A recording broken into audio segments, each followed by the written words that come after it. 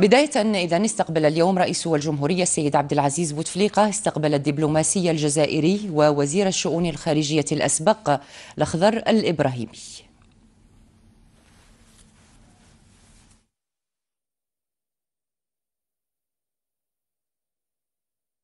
سعدت كثيرا بهذه الزيارة التي قمت بها لفخامة الرئيس، وبعد عدة أشهر ما يقرب من سنة فيما أعتقد، وكالعادة فهي زيارة خاصة شخصية ليست زيارة عمل، وكالعادة تكلمنا في همومنا المختلفة سواء كانت متعلقة بالبلد أو بالمنطقة أو بالعالم.